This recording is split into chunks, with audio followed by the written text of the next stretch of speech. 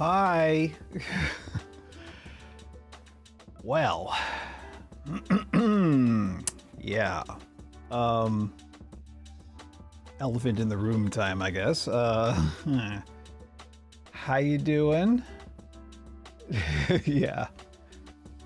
It is a day, you're right. So, I seriously debated not doing this today, obviously, because let's face it, a lot of us are basically in mourning.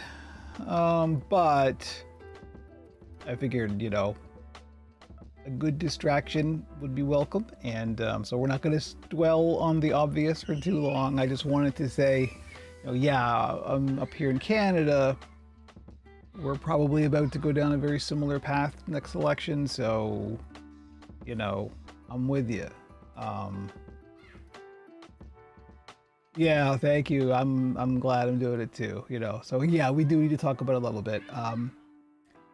My normal rule, obviously, for the build stream and for the Oracle stuff like that is no swearing. I can't promise I'm gonna maintain that today, but we'll see. I'll try. So if you're watching with kids, maybe send them away, or if you're watching the VOD, maybe this is a good time to let you know I'm not necessarily responsible for all of my language today, but we'll see. Yes, thank you, Jamie. If you have struggles, please reach out. There are people who can help. I get it, believe me. Now, the only thing I can say to help, and I know it's not going to be much of a help, but it is something that I do keep thinking about, is, I'm 56 years old, right? So I have a little bit of historical perspective, and that's kind of helping me cope. And no, it's never been like this before. So I'm not saying that there was an equivalence, because there hasn't been. It hasn't been this just cartoonishly evil before, right?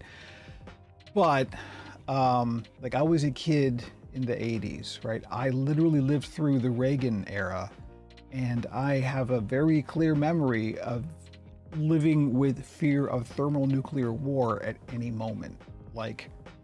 It could have just happened, and it came very close to happening a few times. So I remember living under that kind of fear. Can you imagine the Rolling Stone article Hunter S. Thompson would have been today? Yeah. It would be nice if history could stop happening for a change. But, nevertheless, the point is, I know you're in your feelings today, and that's totally valid. Feel your feelings. We're all feeling it. But after that, come back, and there's more than ever. There's work to be done, and we can do it. That's the whole thing, right? There's some stuff they can't take from you, and one of the things they can't take is how you react. You've got yourself, and you can control yourself. Defy. I don't know what else.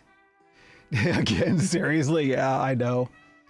And this is the thing, being old enough to see this, it's some of you younger people may not have the historical perspective of this, but it's this unfortunately isn't a surprise. This is the end of a long tale that was really set in the 70s and 80s.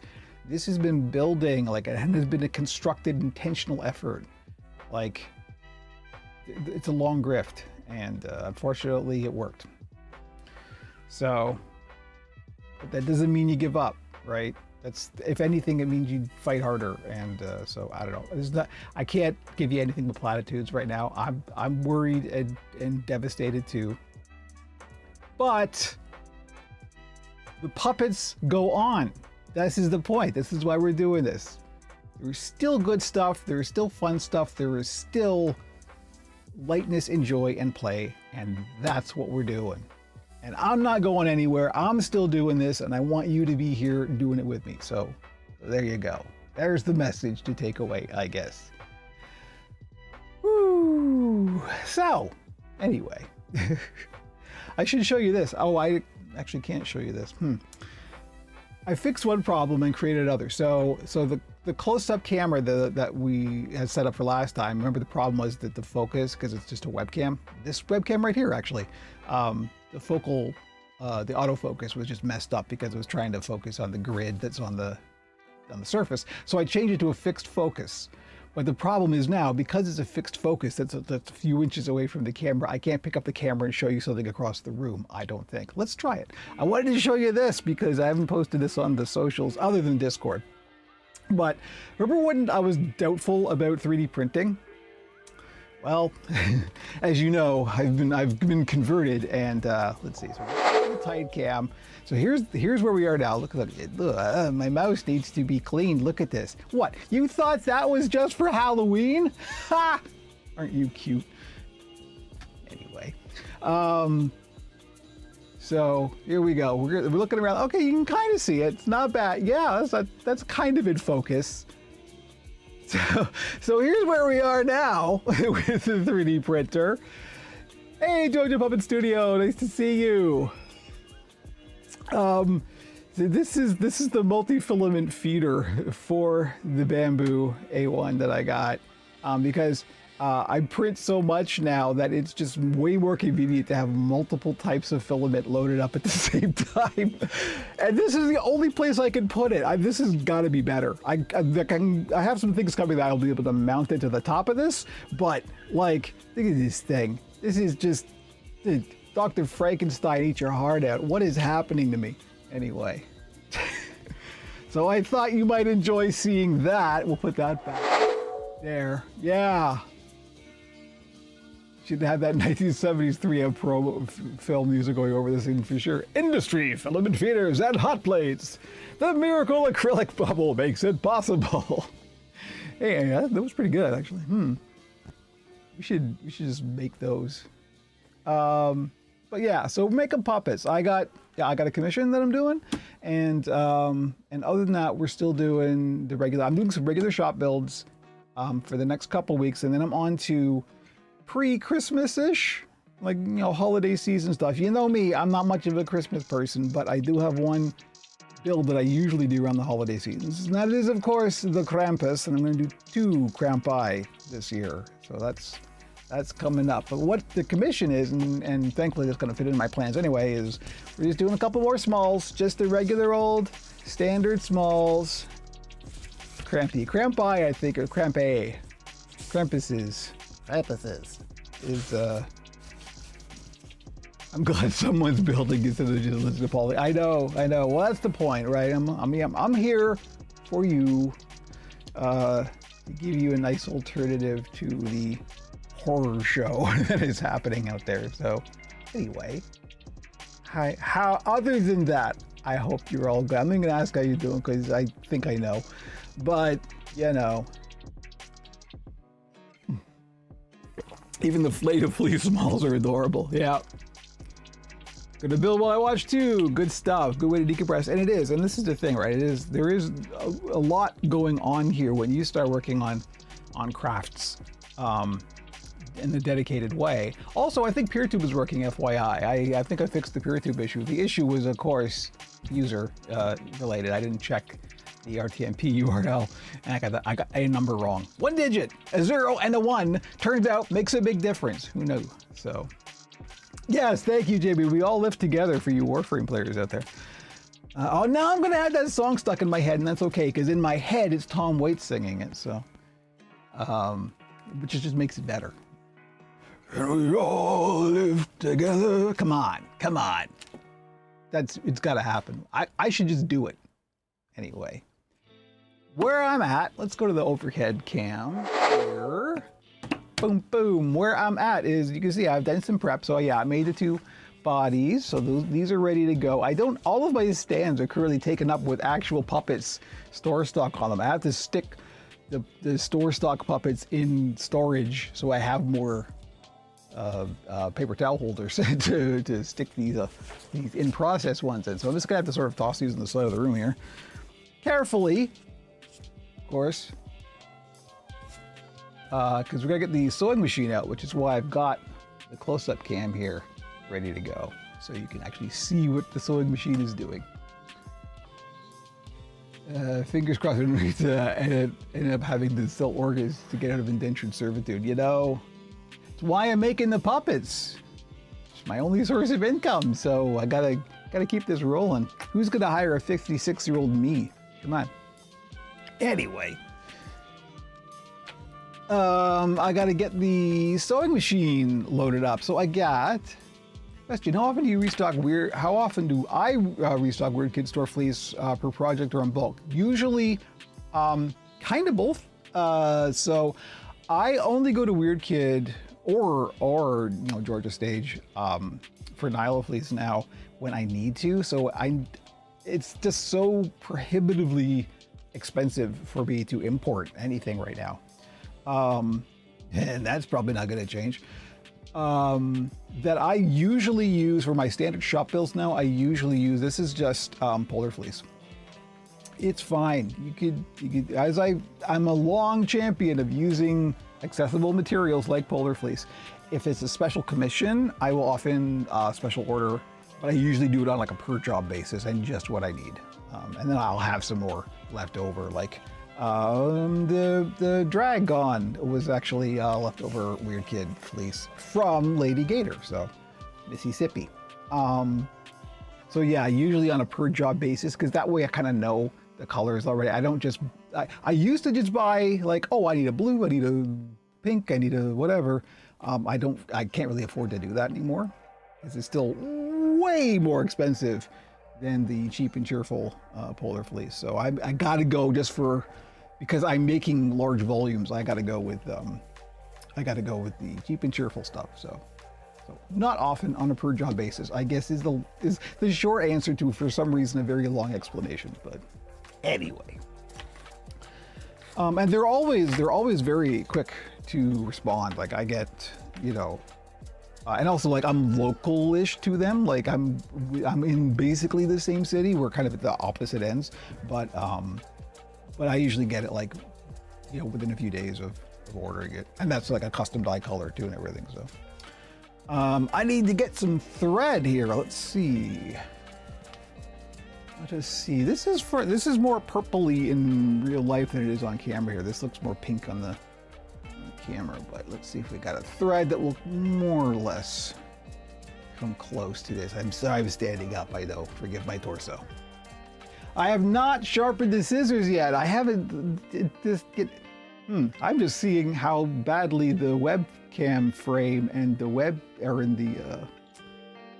the picture-in-picture camera here. I don't know. Look at that. It's bad. I won't go this far over. I'll fix that later.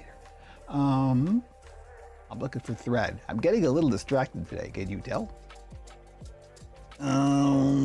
What thread would suit this closely? That's too light. I need to get some more thread. FYI, Kevin. Get some more thread. I'm a huge advocate for using what you have, what you can get accessibly. Exactly, that's the thing, right? Like it's the old photography saying, right? The best camera is the one you got with you. That sometimes, you know, you do have to do a little bit more work on the Polar Fleece, depending on what you want the outcome to be. Like it's always better to hand sew Polar Fleece. I'm not doing it in this case, but you can make Polar Fleece look great. There's no reason not to use it. Golly, I don't think I have any thread that's really gonna match this. Oh, golly. Well, what's this? This is probably the closest. I think it's better to go darker than lighter, and that's pretty close. Of course, the other thing to do, I realized this relatively recently, is if you don't have a thread, let me sit down with this. If you don't have a thread that matches the color that you're trying to sew, find like a neutral tone, just like a gray or a brown neutral tone. And that often will blend right in. It's a little too light.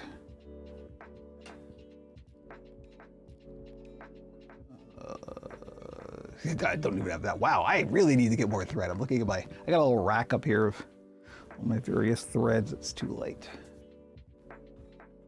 I find that if you can't match it, it's better to go a bit darker than too light. I guess this is what we're going with here. How's this pink? I got a really pink. That pink is too pink.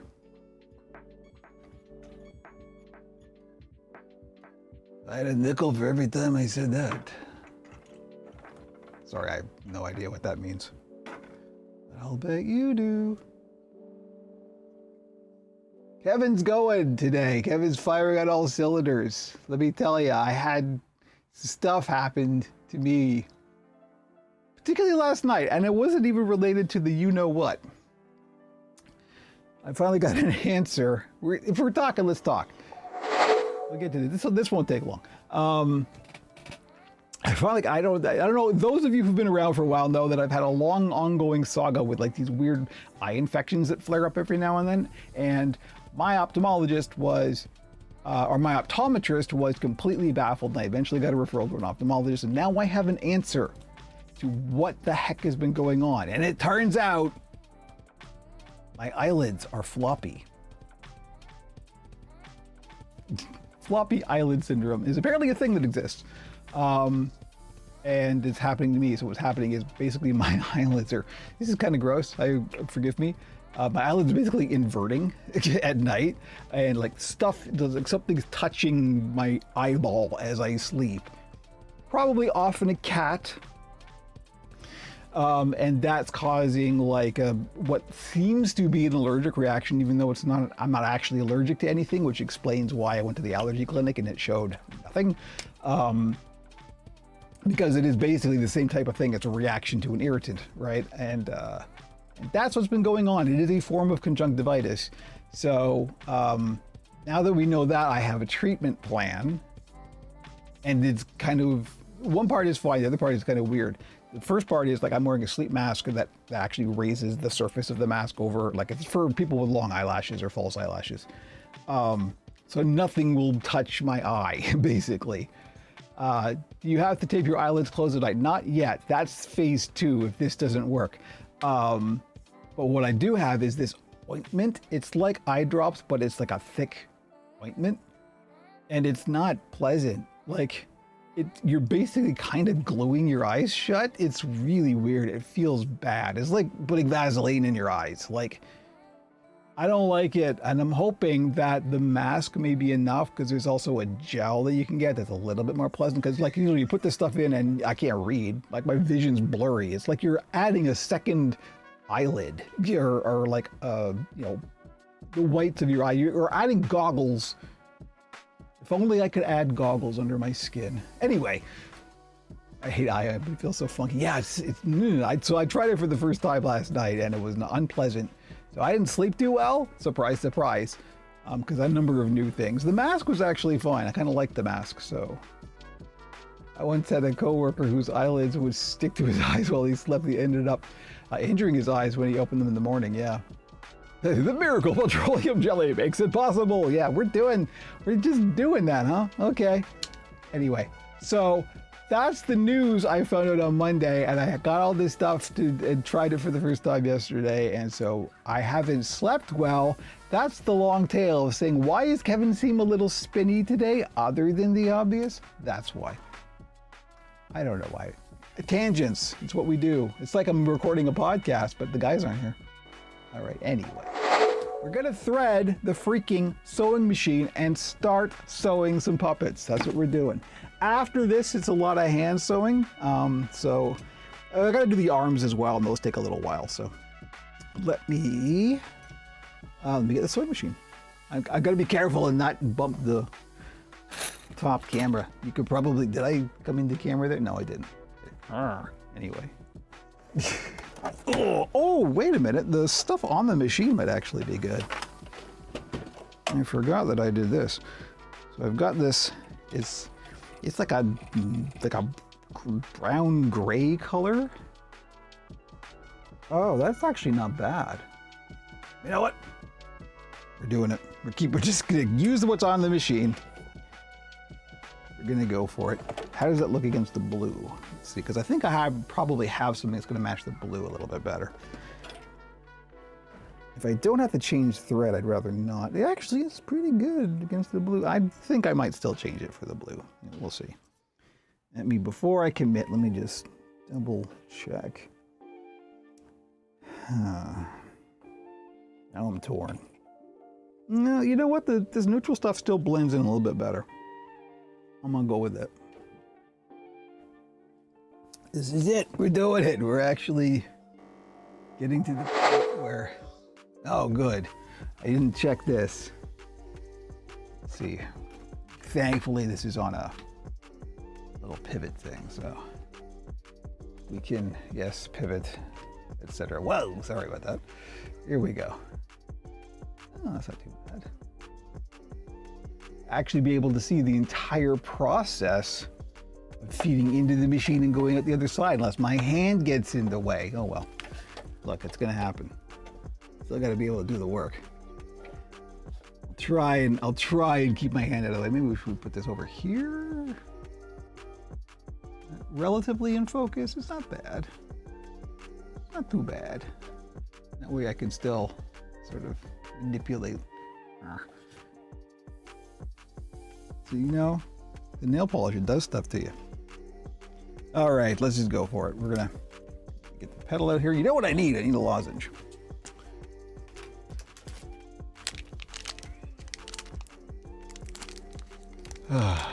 I'm glad I'm doing this. I really am.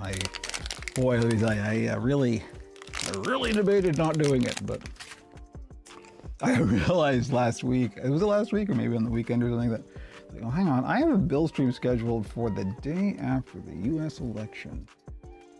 Huh. Well, that's gonna go. All right, I'm gonna completely ruin my nail polish doing this.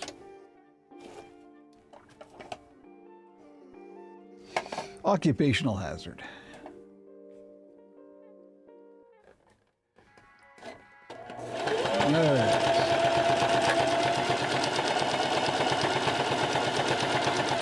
Oops. It's going off the rails a little bit here. Look, it happens. Aren't we all? Thank you, Heisenberg. I'm glad I'm doing it today too.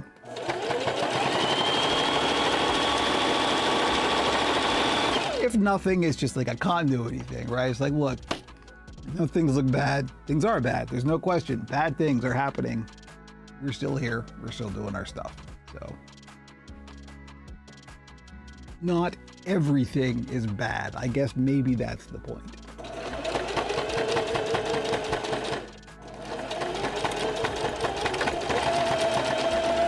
Okay.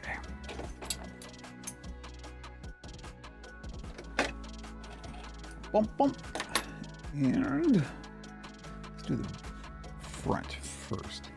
May have to reload the bobbin there. We shall see. Probably gonna have to reload the bobbin for the hands at least.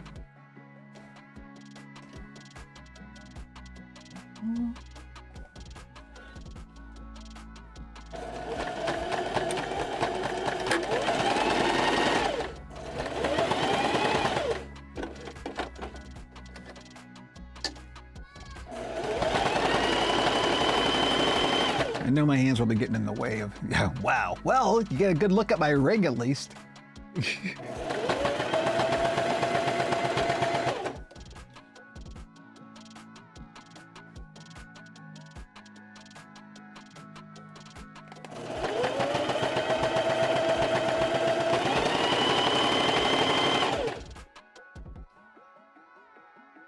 is why I gotta do a better manicure for the build streams, because, you know, you can see all my flaws.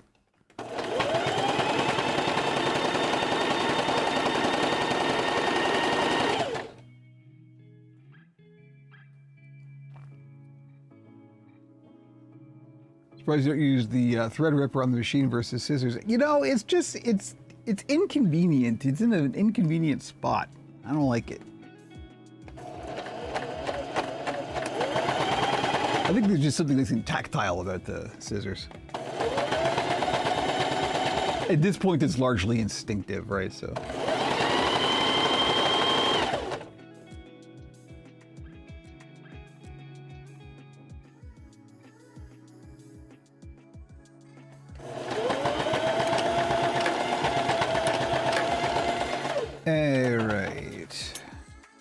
So yeah, after we're done all the machine stuff, there is a whole bunch of hand sewing, so we will probably be ending the stream Oops, it ran out. I knew it.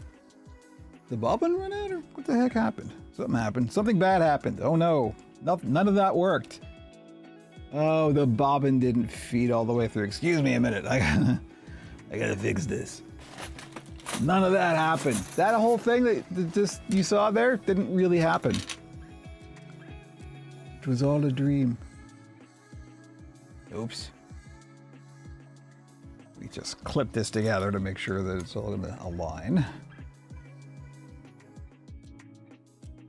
I really gotta get a sewing machine. You know, yeah, it's a huge time saver. Don't get me wrong. I could not do my job without it, but I did not have one when I started, and very often, if I have the time, I will opt to hand sew way before I will machine sew. Oh, you know what happened? The whole thing became unthreaded. How did that happen? Good heavens. Let's rethread the machine.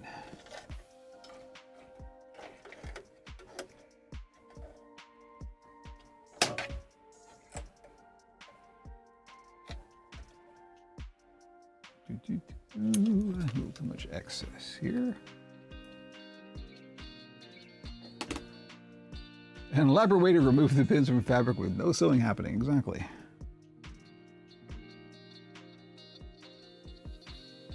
There we go. See, I could also use the needle threader thing that's built in here. It's this little dealy. Where is it? There, this. This little thread thing. It's useless. My golden rule is the day I can't see with my eye and physically manipulate it to get the needle threaded, that's the day I retire.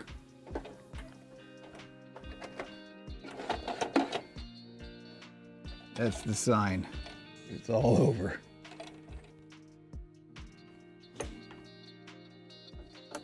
Okay, let's try this again, shall we?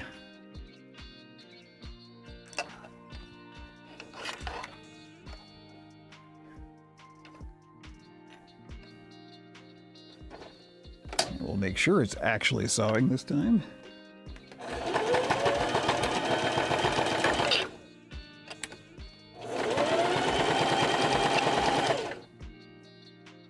Yeah, it looks like it's actually sewing.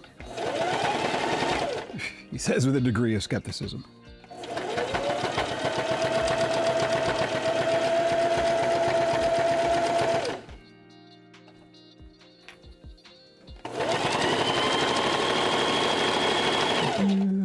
Yep, this machine wants to go.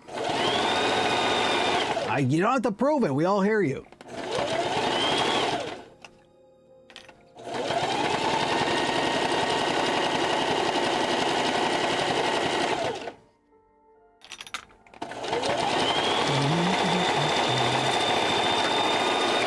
Boom. Okay. Looks like that actually did so. How often do you have issues with your 3D printer? I keep vacillating because I have very limited time to work on puppets. My old 3D printer, fairly, often enough that it was an issue. The new 3D printer, this is a Bambu Lab A1, none at all. It has jokingly been called the iPhone of 3D printers. Like if Apple were to make a 3D printer, this would be what it would like. That's not far from wrong. You do give up a lot of control because it's not open source and all that stuff, which of course I'm not a big fan of, but if you want just plug it in and it works, Bambu Labs is probably the way to go. I have had zero issues with this. I'm completely happy with it. And again, I'm okay with giving up a bit of, personal sovereignty, as it were, because in the interest of my business, I just need stuff to work, right? So this is a case where it is a worthwhile trade-off. That comment sounded like Carol Spinney's little quote. I want to keep until I can't hold that bird's head up. Exactly. Carol knew.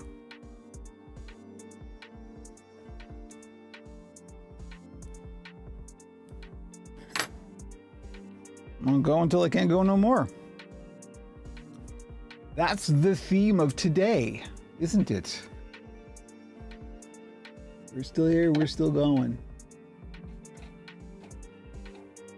I went to the gym this morning despite the fact that I was underslept and terrified, as an act of defiance. Like, I realized, no, that's a self-destructive impulse. That's what they want. They can't have that. I'm gonna keep my health because I can control that.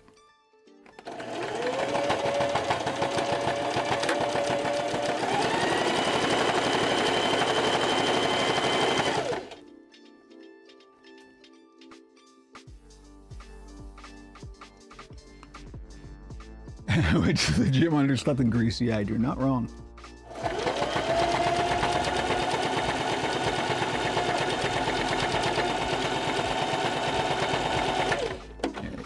We're going off the edge a little bit here. We're just gonna realign. All good.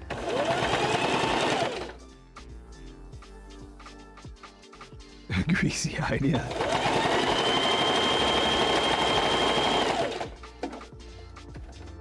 Greasy-eyed Joe, so follow up the Cotton Eye Joe.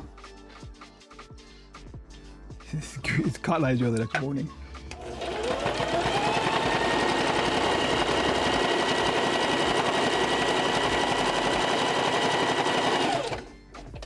So again, we're going off the edge a little bit. I try to keep to the edge as much as possible. Sometimes that backfires.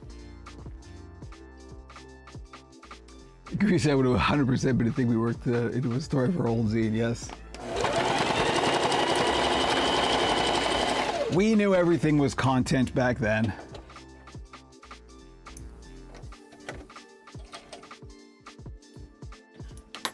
Okay, there we go.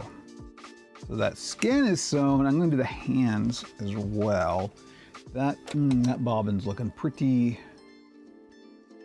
unhappy. I think I will thread the whole machine with that darker pink because that will actually suit the hands more anyway. In which case it's new bobbin time.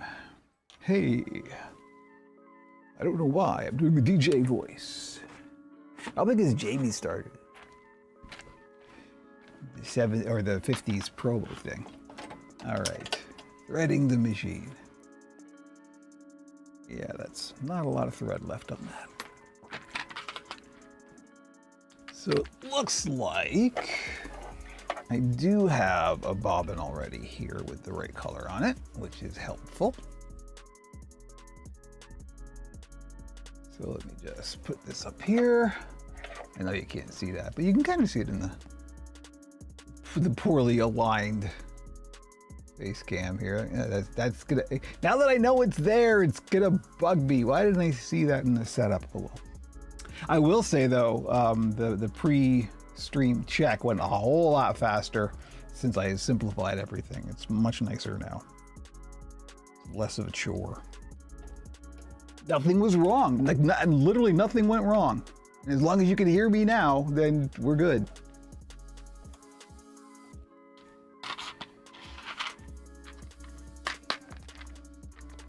I think it's a miracle, like a streaming setup sat for a whole week, not streaming, and nothing changed.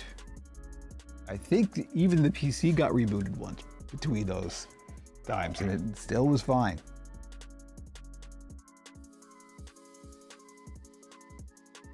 Yeah, I know. It's actually, it is the frame that's the problem, the actual camera. This is the picture-in-picture from the ATEM Mini Pro, which I can control the size and position of, but it's a pain in the butt. It's easier to resize the webcam frame than it is the actual picture-in-picture.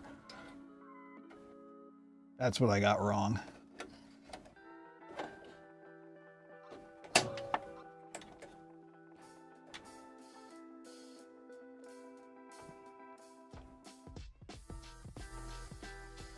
Come on, get in there. You can do it. I believe in you. Here you go. It helps if you talk to it.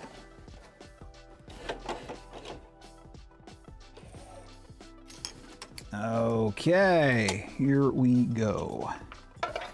This is my least favorite part. Combo of DJ voice and Bela Lugosi's Dracula, yeah. Yeah, it actually kind of is, isn't it? Where should I start this? Let's see. Let's go here.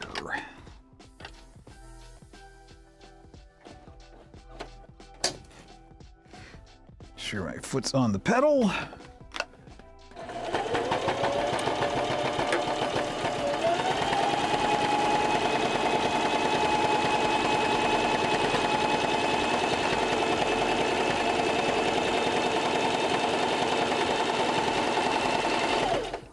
DJ Dracula. Hey, children of the night.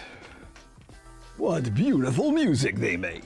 It's like if Gus was a vampire. Gus should become a vampire. I got no use for Gus when Gus is sitting up there since he quit, you know.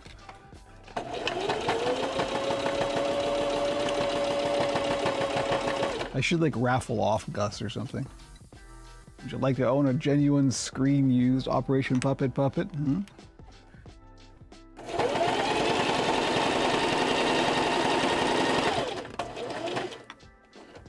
I kind of don't want, like, I know, you know, the expectation is Gus is going to come back at some point, and I kind of just don't want to do that because it seems obvious.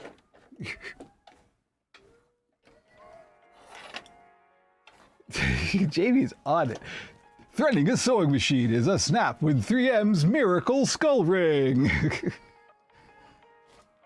Uh-oh, Jamie's got a good plot for Gus's return. Please help me write. Please. I need ideas.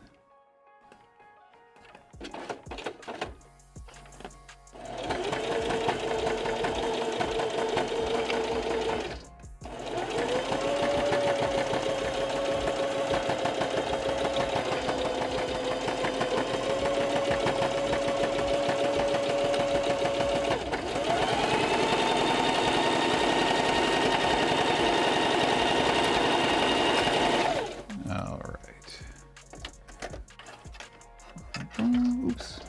Put the needle up.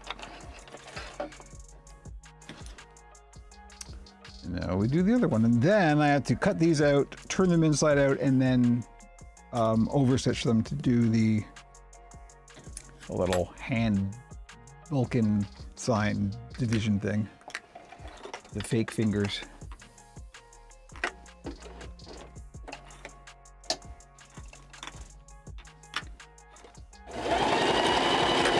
Oh, Leadfoot, take it easy there.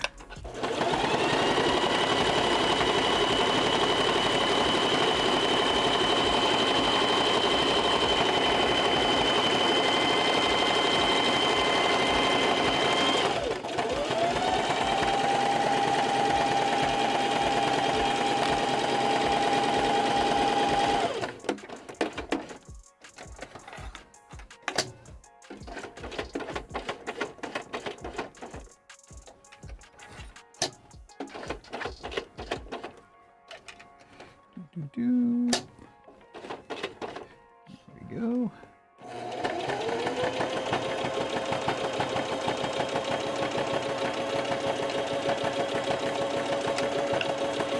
This whole bit is very, very tricky, obviously, to go around the thumb. You just kind of got to get to know your machine and get to know its speeds and its quirks and stuff. Or do it by hand.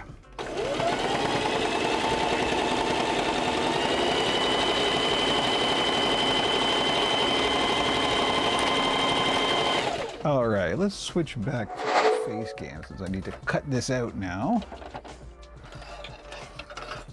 Bump, bump, bump, to the corner of the... Ooh, and I could use some coffee too.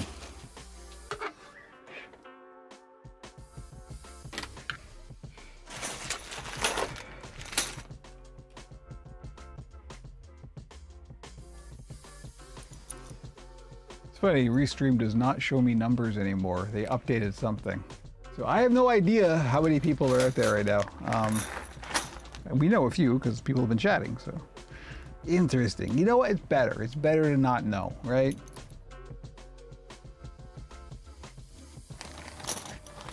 Clearly, I'm not thinking about it.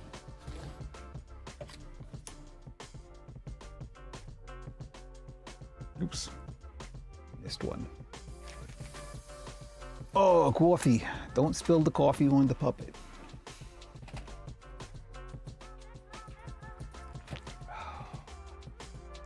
Heck of a day, huh?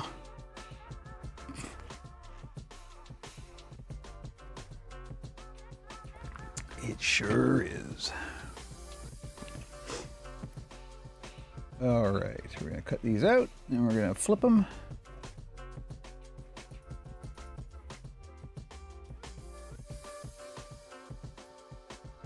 New Operation Puppet coffee scented smalls. You know where Jamie's brain has gone today? Apparently the 50s.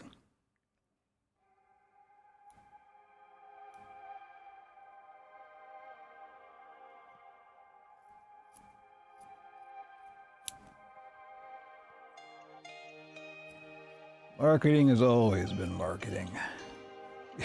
He says in the same tone that Ron Perlman says war. War never changes.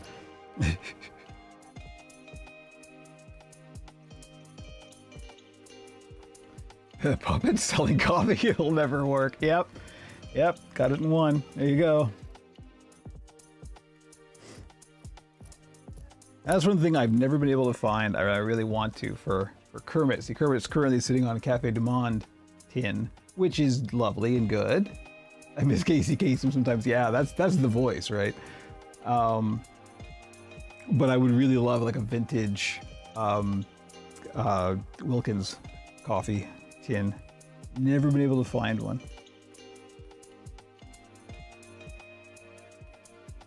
I haven't looked that much, to be honest. But Operation Puppet coffee scented stickers, you know, that's actually a doable thing, I think. Well, I know the scented stickers are. I don't know about coffee scented. That may be DIY.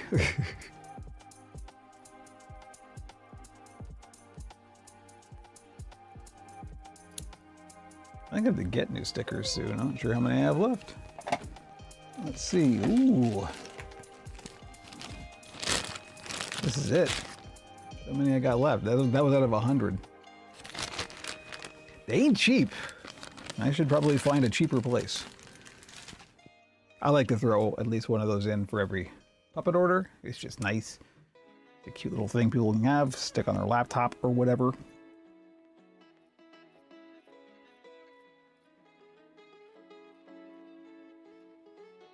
Spreading the brand, you know. Kind of deal with pilot roasters to get your own Operation Puppet blend. Ooh. Am I drinking? No, I'm drinking Mofer Ethiopian at the moment. I've committed a coffee crime. It's kind of a coffee crime. For those of us who are a bit coffee snobby gourmet type, know that you should never put coffee in the freezer, right? But the problem is particularly with fresh roasted, you know, gourmet stuff, gourmand. The problem is it goes stale really fast. So if you need to get it in like an airtight container or something, doesn't look like the Museum of the Moving Images have Wilkins and Watkins on display. I think they do. I don't remember actually. Possibly. So yeah, the coffee goes stale, like fresh roasted coffee goes stale really, really fast, and it completely changes and ruins flavor.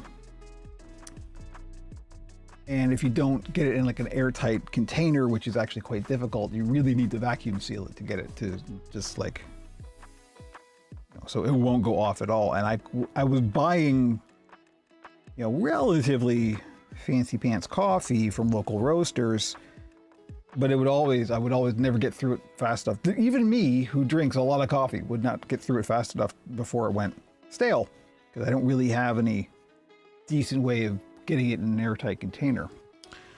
So I kind of stopped. And then I thought, well, I really do want, like, my Cafe du Monde is, the chicory coffee is my standard go-to. It still is. I still love it.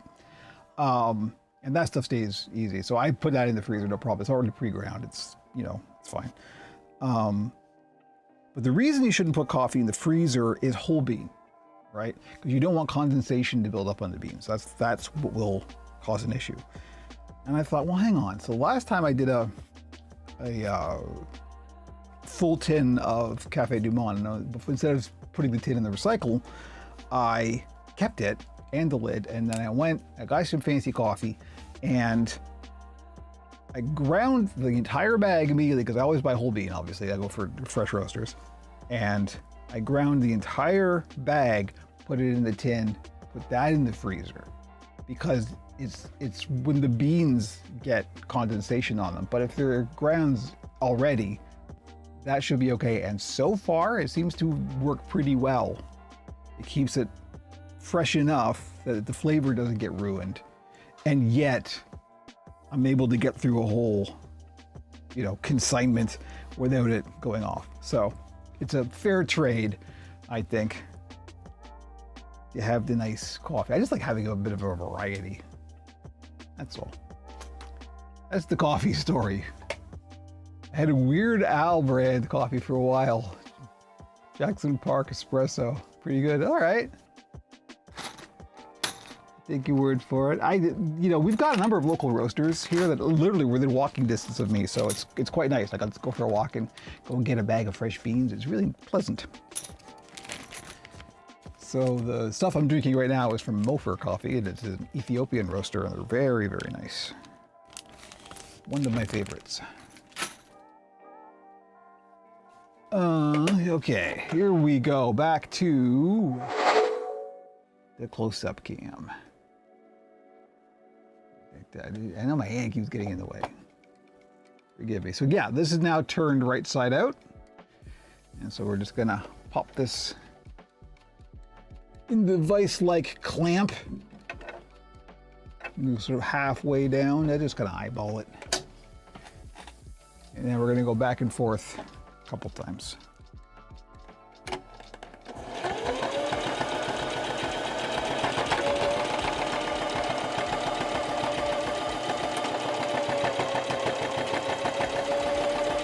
Not too much, because you can build up too much thread in there and it will actually like break the needle, and that's bad. So just enough to kind of give it a little definition here, and then we're gonna shove some fiber fill in there, plump it out a bit, and it will kind of look like a couple of fingers. Right? See, it's a little kind of impression, a cloven hoof, if you will, and I will.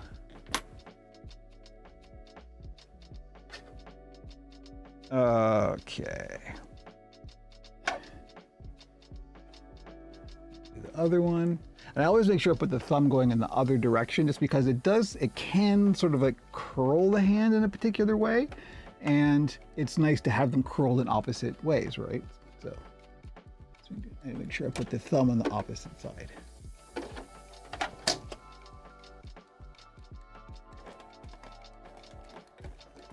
What's my pedal jamming on? The wheel of my chair.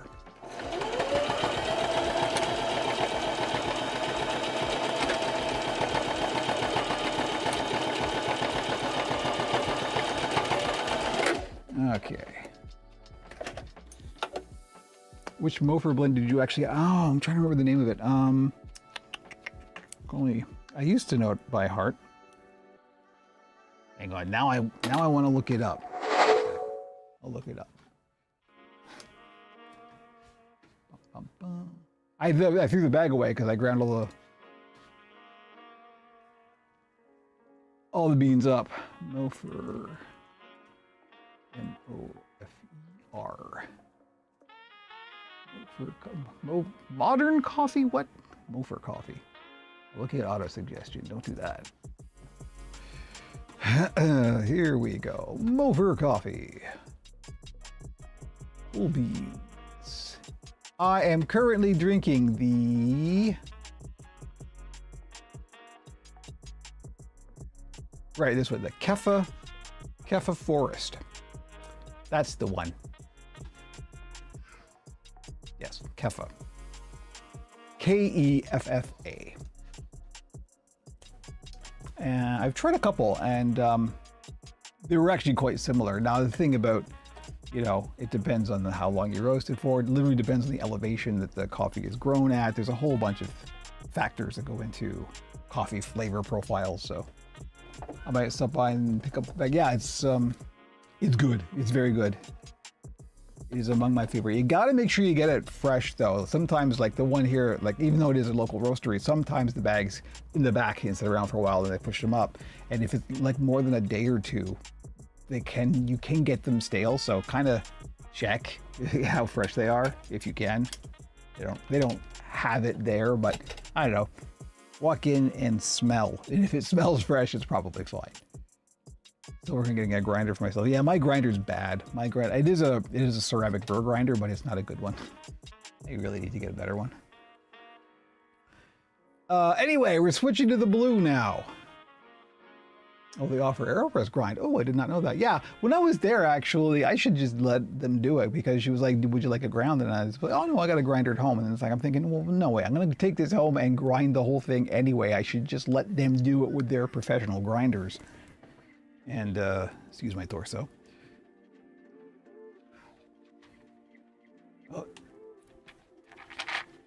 Oh, Jamie's got a grinder link for me here. Hey, that means something else in internet talk.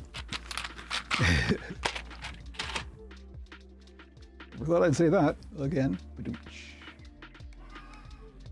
Let me see. I need blue. We need... Ooh, I don't have a lot of blue that might be compatible.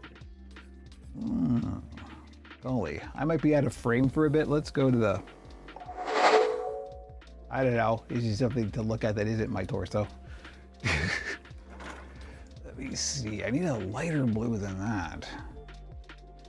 But not so light that it's nearly white. Golly.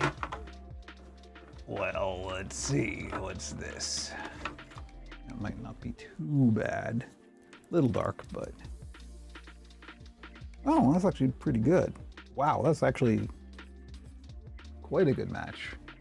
You can see it, but not that much. That'll be fine. Okay, excellent. Good stuff. Let's thread it up. Believe me, I'm familiar with the other grinder, I'm sure. Hey. Good. You know what I'm saying? Where am I? I need my bobbins. One needs one's bobbins.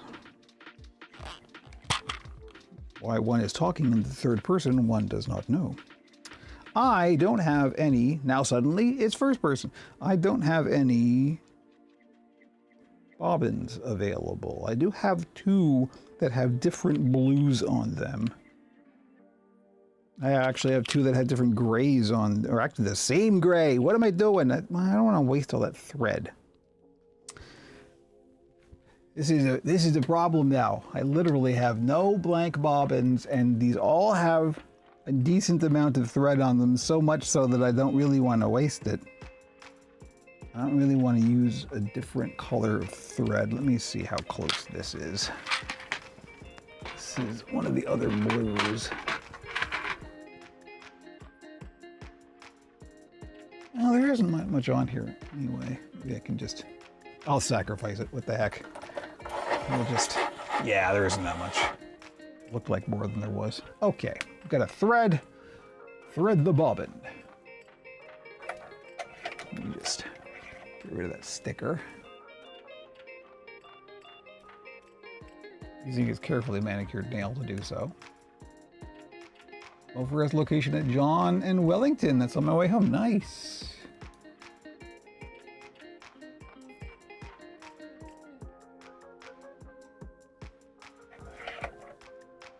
Yeah, most I don't know what darkness of blend you or roast you prefer, Jamie. Most of Mofer stuff I think is all medium or dark. Because it's Ethiopian, that's what Ethiopian coffee is. That just happens to be my preferred as well, so. Usually medium. Yeah, you should be good with the cafe stuff then. It's pretty medium.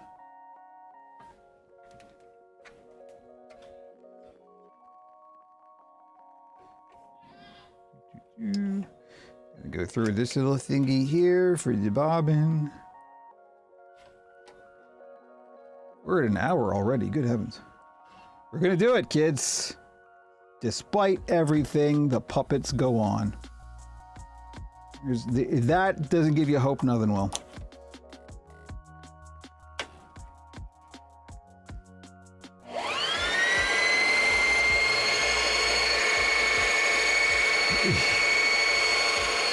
Zap!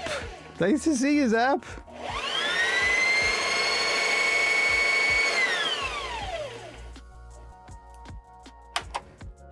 Okay. Let's go to the close-up cam again while we thread the machine.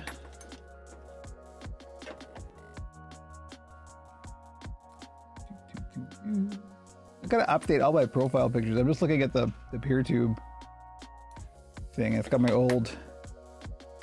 my pre-shaving.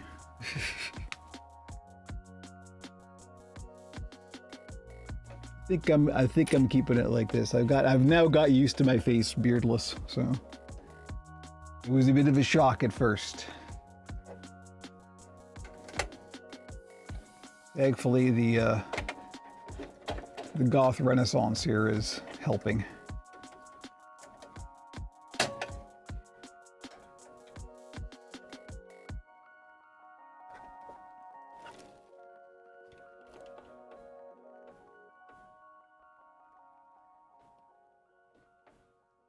Okay, come on, here you go. Through, all good. We are in good shape. So, the puppet.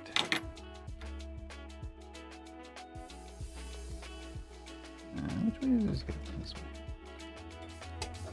way. Another lozenge. Talking this much, who knew?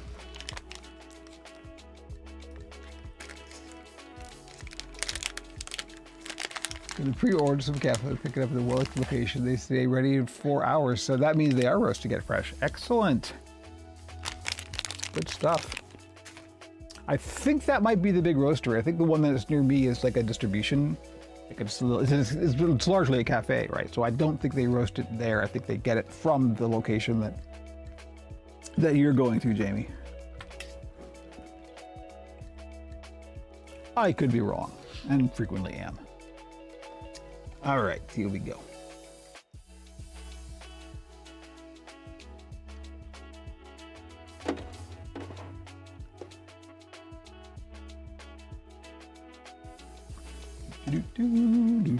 Why do I have the Indiana Jones theme stuck in my head?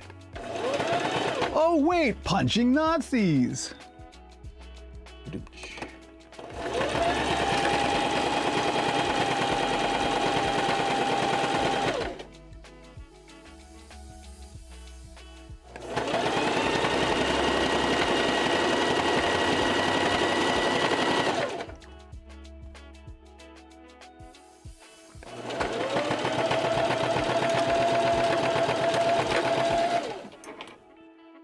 And done, nice.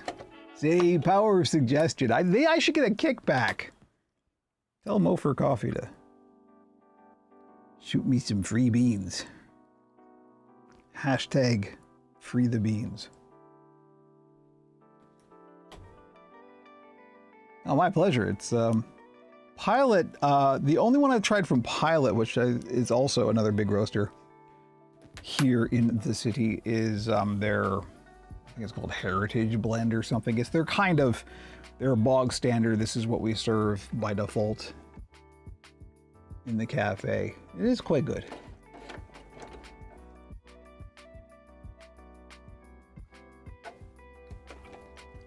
Very similar flavor profile, actually.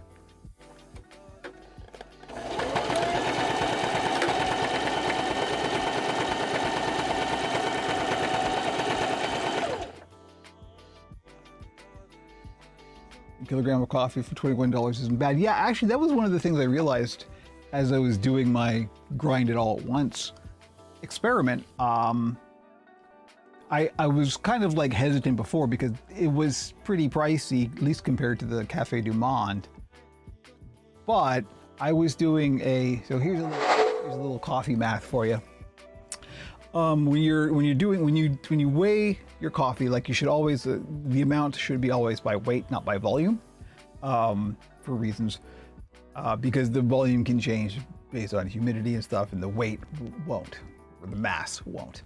And it's pretty much a 1-to-1 of like whole beans to grounds. So if you weigh, 10 kilograms, 10 grams of beans will equal about 10 grams of grounds, because you're just changing the size. You're not changing the mass, right?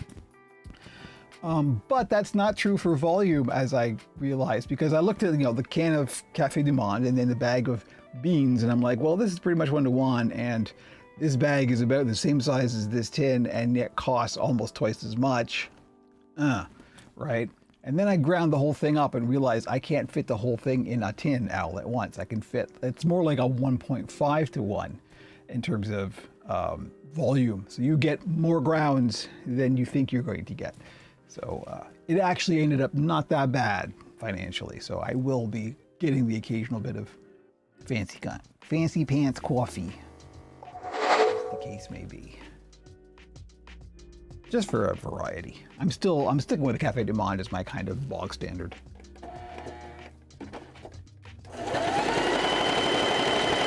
Just because it's cheap, to be honest.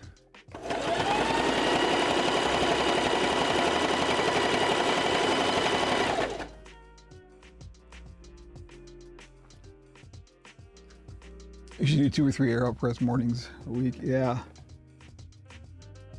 Yeah, I mean, I literally made a whole pot today, let me tell you.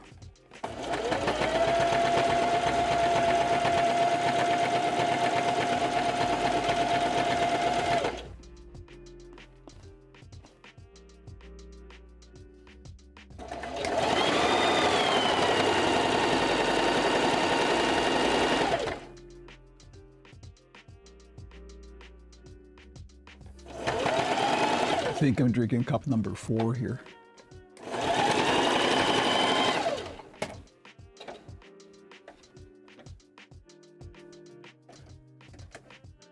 Hey, there's actually somebody chatting on PeerTube. Hello. Yes, I got the chat working on PeerTube. It wasn't for a while, and then I realized once again it was my own fault. User error. Surprise, surprise. But it is working now, and so thank you for dropping by on PeerTube. That's nice to see. Now more than ever, we need decentralized social media. Don't you think? I do.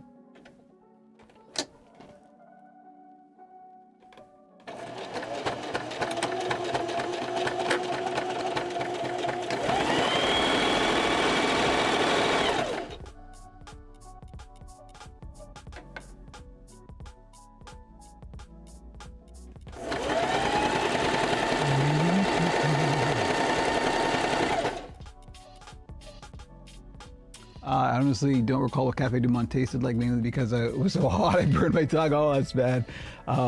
Yeah, well, chicory coffee in general is it's neat. It's just standard coffee, but the chicory adds a kind of, it's not the same flavor as coffee, but it is very complementary. It's kind of earthy, bit bitter.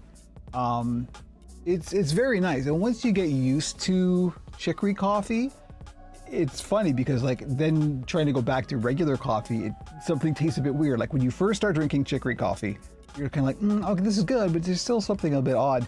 And then you acclimatize to that and suddenly it flips. And then now I'm kind of at the point where it's like, okay, they're just different, right? They're equally good, but different. But I can totally see why drinking chicory coffee, other than the economic factor, the reason that chicory coffee happened in the first place was an economic thing, because it was hard to import coffee because of the war, and it was actually a Vietnamese practice to include chicory root in the coffee to kind of bulk it up and make it last longer. And then that just sort of transitioned into being a style of coffee. It's Vietnamese coffee is chicory coffee. And then it just sort of caught on, particularly in New Orleans, because that was a big port where all the imports came in. So it's the whole thing. But like I know things. I don't know how I know these things. I read books.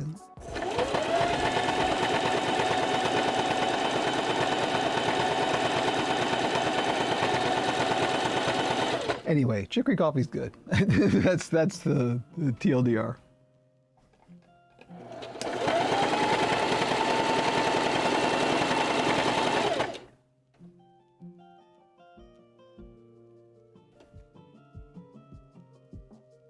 Oops. Oh no. I apologize. That was probably unpleasant to see.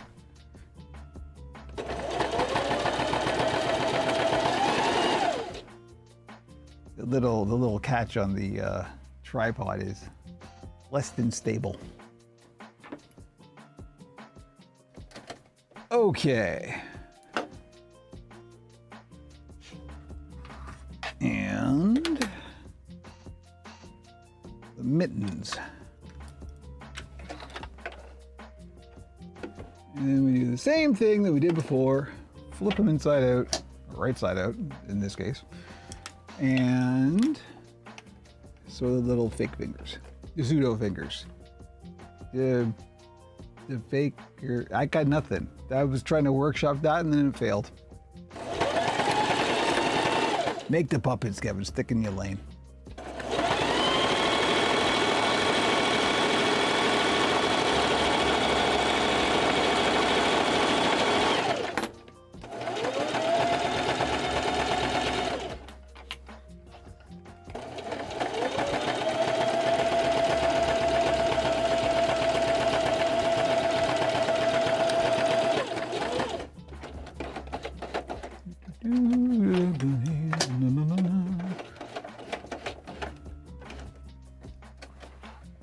I am glad I made a whole pot of coffee today, let me tell you. My goal for today, I want to get both of these smalls, just like the skin and the arms attached, and then tomorrow will be the facial features, and that should be it, and then I should have Friday off-ish, because it's entirely possible I will have a new game console. Anyway, we'll be talking about that on the podcast. No, these are smalls. These are not Greeblies. Mort, hello. Nice to see you. Thank you for joining us. Yes, this is going to be a couple of smalls.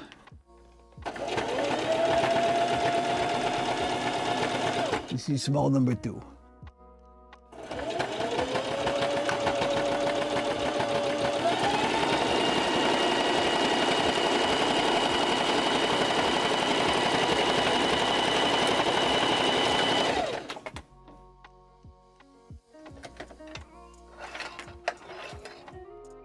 Okay, and now I need some coffee. See, how much have I got left? Not much.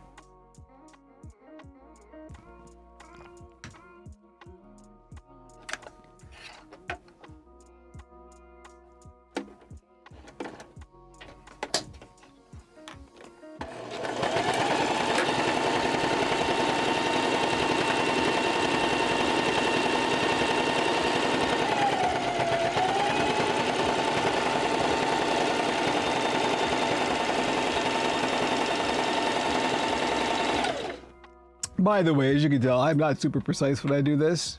This fortunately doesn't, as long as you kind of get within the guidelines, you're fine. If I wanted this to be precise, I would do it by hand, as this is just brute force, right? So hard to control precision. With any stretchy fabric, it's very hard. You need a walking foot, really. I have a walking foot. It's a pain in the butt to put on, and then I got to take it off because I can't raise the foot far enough if I use fur, so.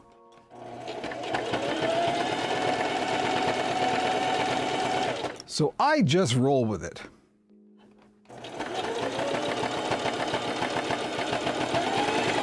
theme of the day, kids.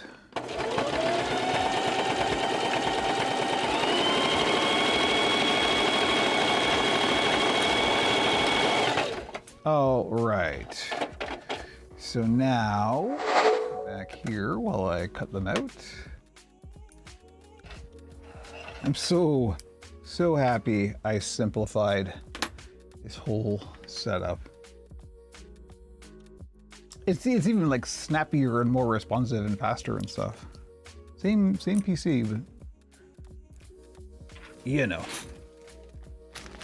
simpler is better, turns out. Who knew?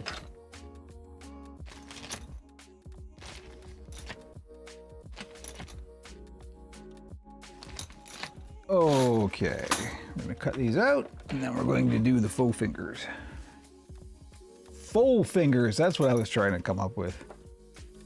Not 5 fingers, 4 fingers. You get it? Hey, I'm trying.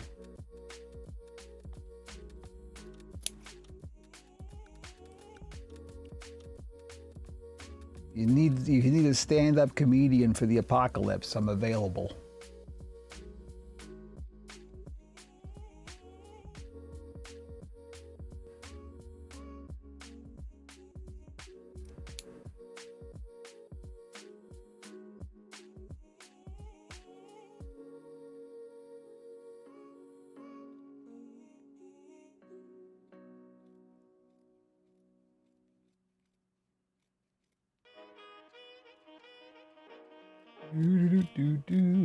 Okay, there's one. What we need is more Diablo 4 co-op. Yeah, that was fun. So, I had a bit of a surprise. I was doing, here we go, the Diablo 4 stories. So I was, my rogue, Kalashay. I had her and I was doing the Pit of the Artificers, or as I like to call them, Greater Rifts. And I thought I was close to unlocking tier 4. Because the other one was like 10 tiers below. So like, I think it was 2 to 3 was 10 tiers between them. So I was like, okay. I got to the point where I unlocked tier 60. I'm like, this is really, really challenging. But I thought, oh, okay, if I do this, then I've got tier 4 unlocked. And then I did it successfully. Wasn't easy. And then it's like, oh, here's tier 65. And still no T4. So it's like, oh dear. I don't think I'm gonna get to T4. If you don't know what I'm talking about, I apologize. We're talking about Diablo 4.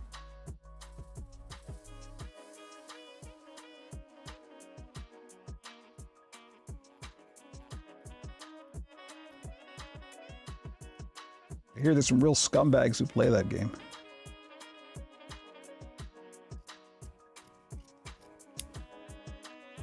Thankfully, I'm not one of them. Not only am I not one of them, I report the people who are.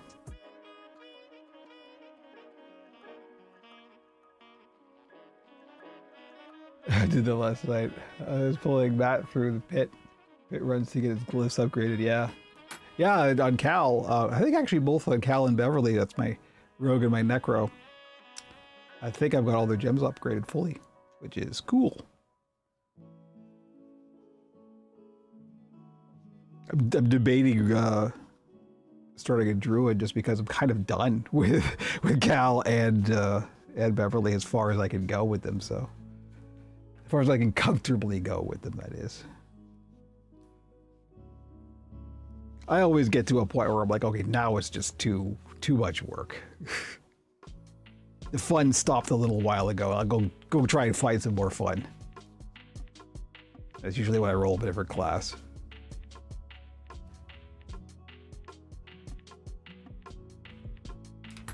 And apparently, look at the tier lists, like Wolf Companion Druid is up near the top, and that's my favorite type of Druid, so I might just roll up my standard Druid. The funny thing is, we talked about this on the podcast before, and will again, even though it's not like a character-driven RPG, I, being an old school D&D player, I always have to have a character concept in mind, even if it's just an action RPG like this. And the reason I haven't done a Spiritborn, which is the new class, is because I just don't have a character concept for it. So I can't I can't get into it. I can't identify with the character. Or not identify, that's the wrong word. But empathize with the character because I just don't have a concept for the character. It would just be a, make number go up thing. And despite the fact that's what Diablo is, I need a bit more. I need the character. I need to sort of know who this person is. It just makes it more fun.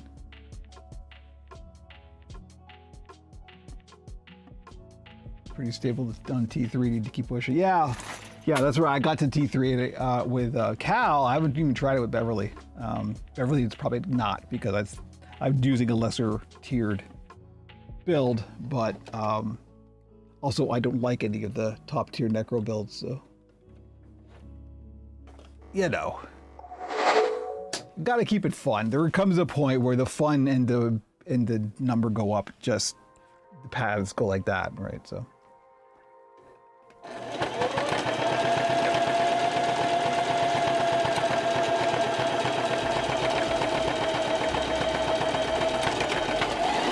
Oof. I got a bit angry there for a second.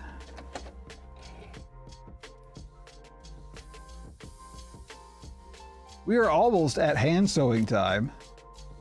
We still got a fair amount of time left in the stream. Oh well.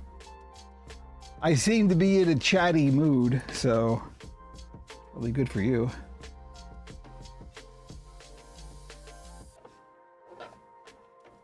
We'll need to get some more coffee, though.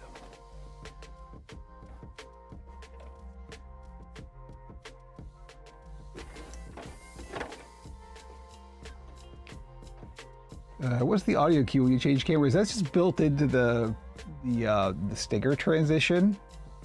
I got all my elements and like the webcam frame that I've aligned poorly. That's all from nerdordie.com. Unfortunate choice of names, but a strangely aggressive form of name. However, their packages are quite good, and a lot of them you can sort of like pay what you want and stuff. So. I really should make my own, but who's got the time for that?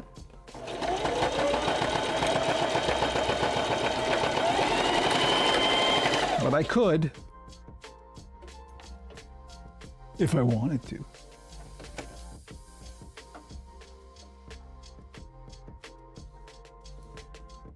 Okay, here we go. So, now, get ready for the audio. I don't actually hear it on this end, so. Now there's a lot of hand sewing because I hand sew all the darts. So we got to trim all the seam allowance off of this and then clip up the darts and hand sew the darts. So now we're into the hand sewing part. You need a hand sewing alert. Don't bump the camera, Kevin. There we go, Zep with the hand sewing alert. There we go. Always count on Zep for that. Speaking of coffee, I'm gonna go get, for this I definitely need a fresh cup of coffee. So I'm gonna go get the coffee and I'll be right back. So enjoy the be right back screen.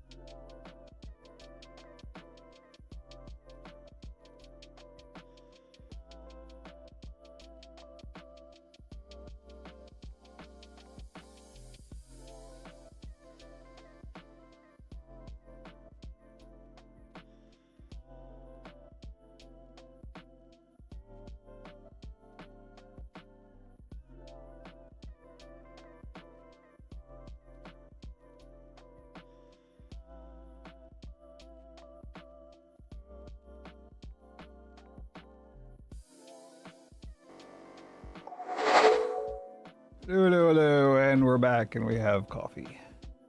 Unfortunately not fresh because I made it this morning. And when I say morning, I mean like 5 a.m., but you know, it happens. Okay, here we go. So the first thing I gotta do is trim off the seam allowance here.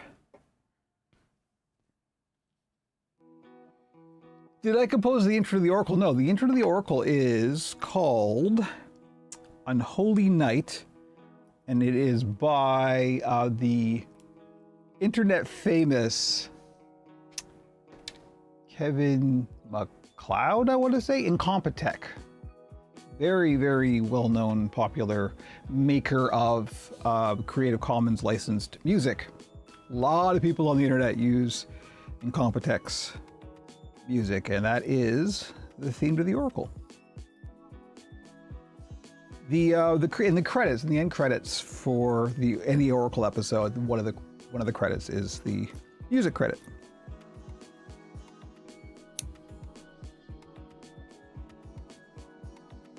I wish I could compose something like that. I love that. That's like, that would be awesome.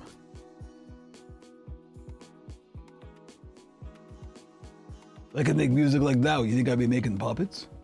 Kidding. Of course I would. I'd do both.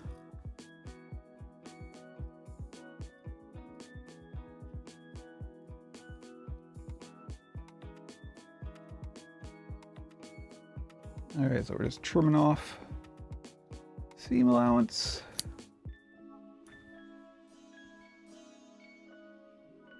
Oh, I gotta sit back. These old bones are feeling it.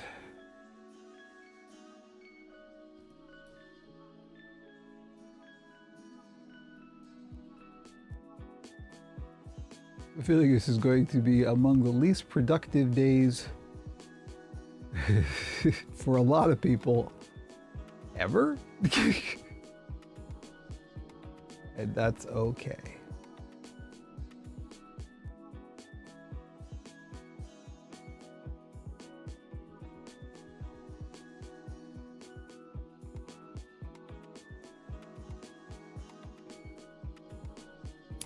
All right. So now I'll do the top one first because that's the quick one. This is the top of the head. And I could do the darts on the machine, but I've like I said, I kind of brute force it, so I'm not super good, particularly with stretchy fabric, at controlling it where it goes. And so I always end up with really awkward sort of angled darts. And it just looks nicer if I sew them by hand. And these I don't mind sewing by hand because it doesn't take that long, so. Let's clip this to make sure it holds. We need the blue stuff, eh? You know, I've got a little, this would be a good use of this. I just have sort of the end of a little bit of quite compatible blue. I should get more of this. I don't think puppet making will ever be taken over by AI. I have had some clients send me some concept art that was, you know, like Midjourney, but they had the good sense to apologize while doing so. So, you know, I'm not gonna like go at a client who's hiring me for a job. Hello, I'm gonna try and pronounce that guy, Rich, on PeerTube. Nice to see you. We're getting PeerTube people, that's awesome. We're also going out on Twitch and YouTube, and so unfortunately the chats don't mix, so there are other people here as well.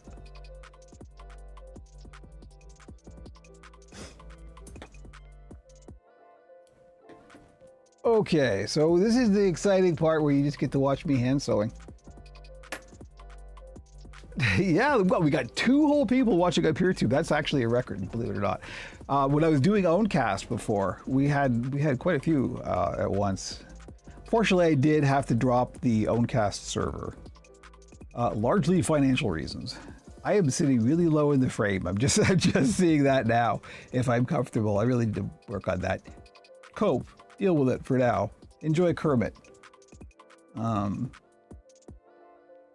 But yeah, I never got anybody on PeerTube, but now that, now PeerTube is the sole Fediverse streaming thing. And that was the reason I dropped Owncast, was because I could still do all of the Fediverse connected, video streaming stuff that Owncast does with PeerTube, and also have it be auto-archived. And it was just one extra thing, and it was literally just one extra domain name that I didn't need, so. I was Fozzie on Owncast. All right, thank you for coming by. I appreciate your support and continuing to follow me despite the fact that the Owncast server disappeared, so.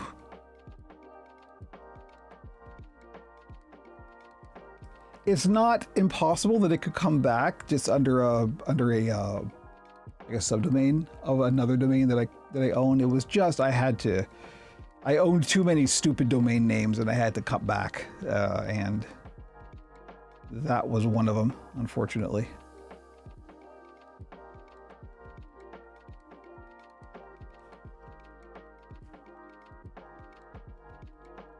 But I really like having the PeerTube server, even though it's, hardly any traffic.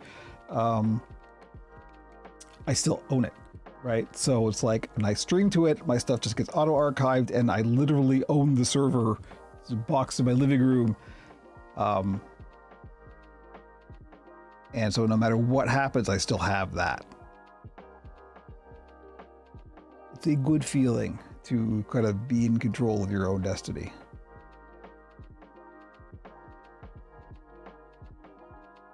And the Fediverse makes that possible. Now I'm thinking like Jamie's infected me with the 50s promo stuff.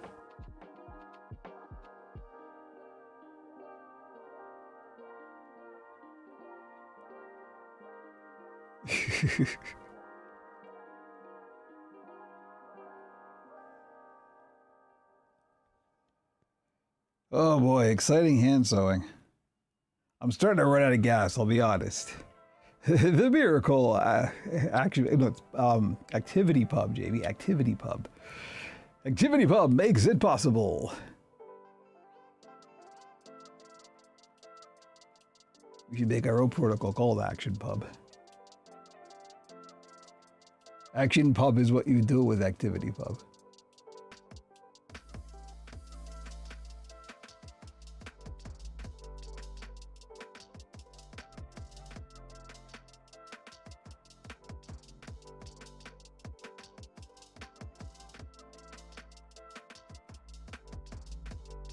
Yeah, so I am also on Blue Sky, FYI.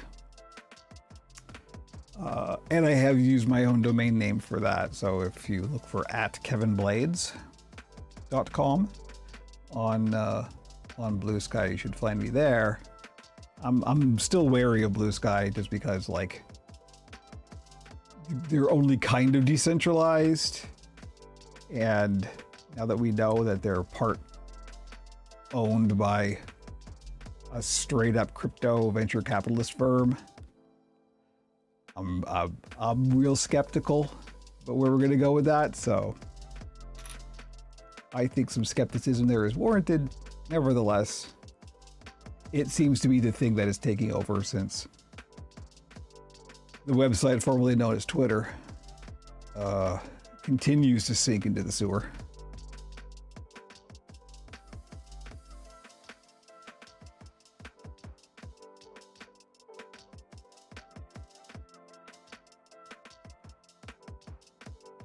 I would have loved to hear conversations between 3M researchers on the 1970s marketing team, yeah.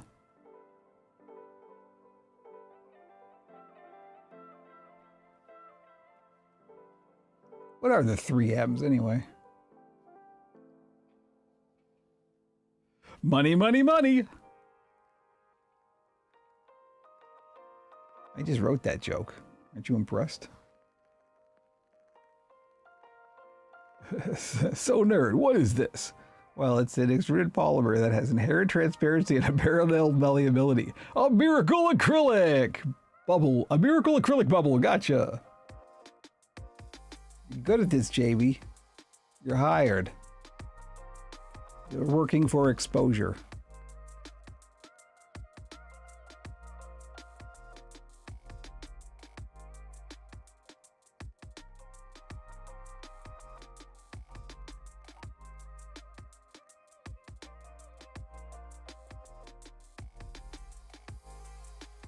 You know what I haven't that I just realized? I haven't put the music credits anywhere here. I really should. This is all Stream Tunes. Public license or public Creative Commons licensed music for specifically to allow people to have music while they're streaming and not get DCMA'd. So thank you, Stream Tunes. I apologize, and I will put the music credit up for next time.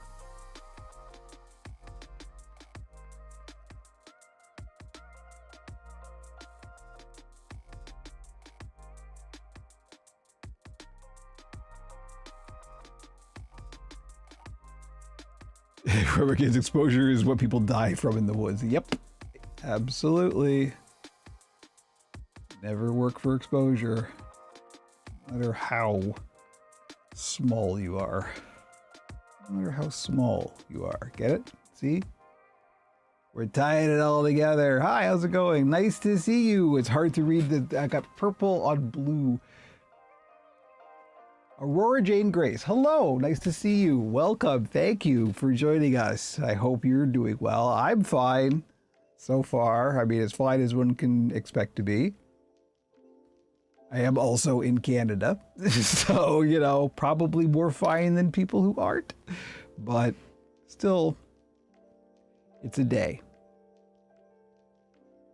But there will be a tomorrow. You know?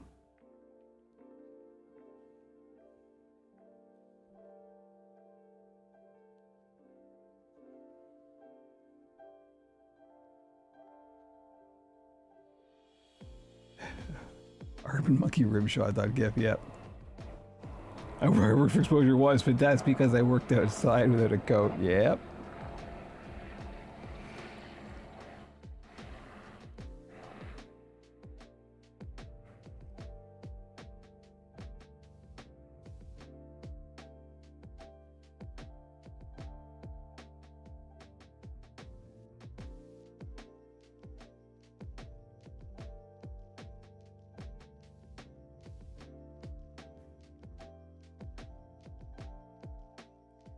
Where are we at? We got half an hour left. We'll be hand sewing for the rest of this stream, guaranteed. I'm hoping to get these done today. I don't know. I'm a bit skeptical. But we'll see.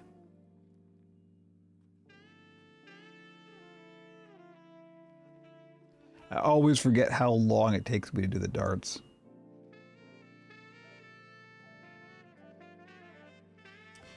But yes, so I try to map out my builds every month so I know what I'm doing and when. Kevin, did you see the Taki tweet that I put in Gizmo Town? Yes, I did. Taking $5 off all of the things that aren't in stock. You know, I mean, fair enough, but I guess they'll be in stock soon.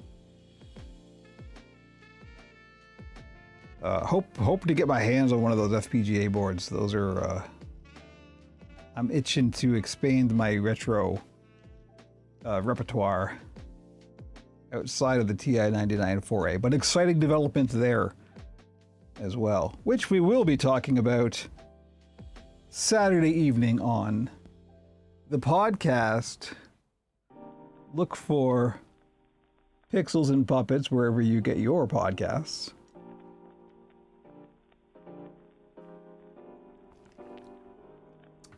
And hope you have a broad range of interest because we talk about both puppets and tech and gaming and all the things that we're just chatting about here.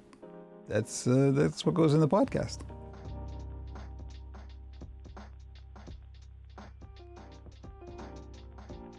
How's that for marketing, huh? Mid-month love in the stock. Good. Good. That's good timing for me, actually.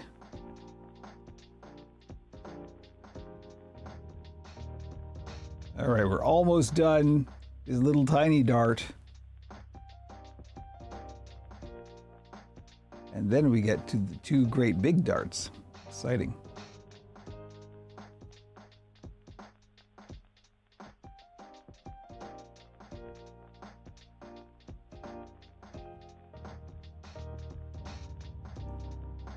Tie it off.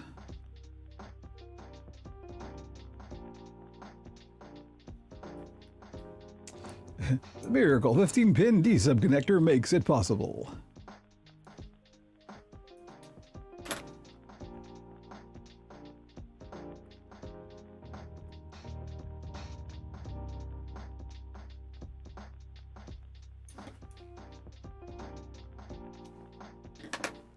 Oh, I gotta clip these together.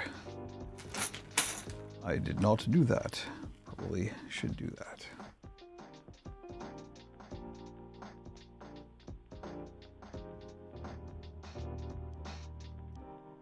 I really should just work on getting better at precision on the machine so I don't have to do this by hand. Oh, to live in the 50s and 60s where every possible development was akin to a miracle. Yeah. I remember hearing,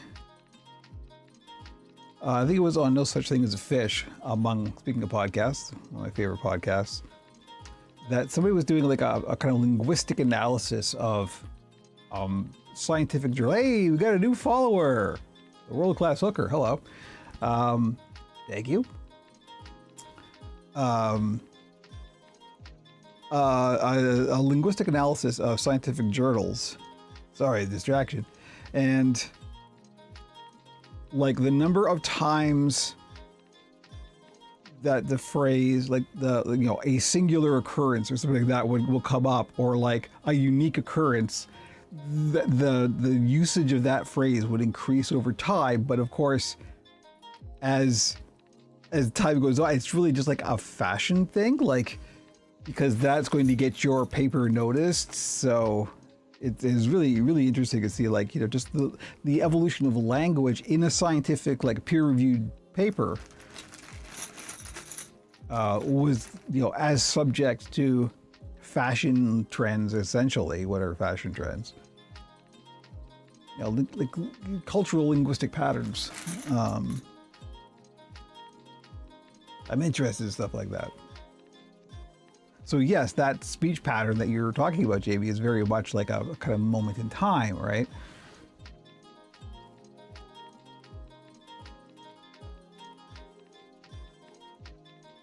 All right, here we go. So into big darts.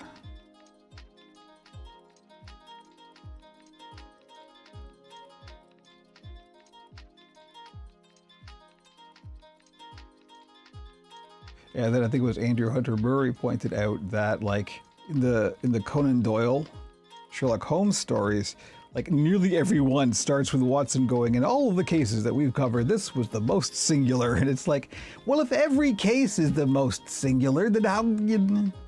Watson, come on, what you doing?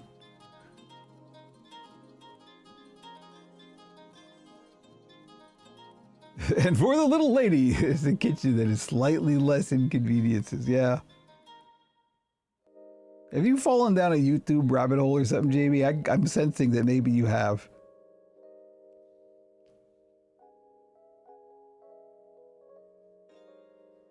My current YouTube rabbit hole is just trying to wrap my head around some builds in Warframe and how that works, because, whoa, let me tell ya. Easier to comprehend quantum physics and that stuff.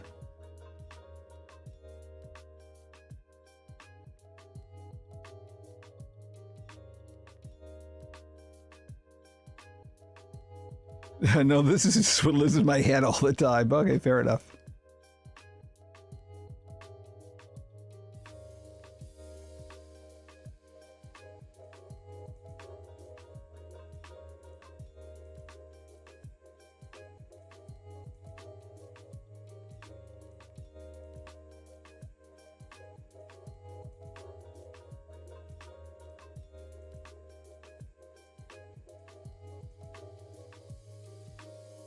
Kevin is starting to run out of energy. Not surprising.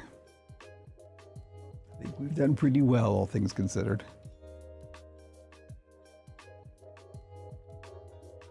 And we will continue to do so. Fear not, friends. We will still be here.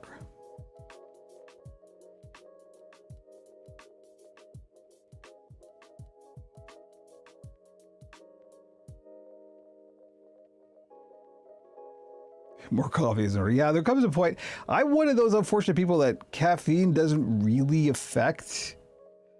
I go like I never really hit the point of it. I mean, the way caffeine works in general is it doesn't really wake you up. It just prevents you from getting sleepier. And I start out pretty sleepy, so you know, there's no winning with me in caffeine. I don't really like if I don't have it, I get a huge caffeine headache. It's nothing but negative, actually.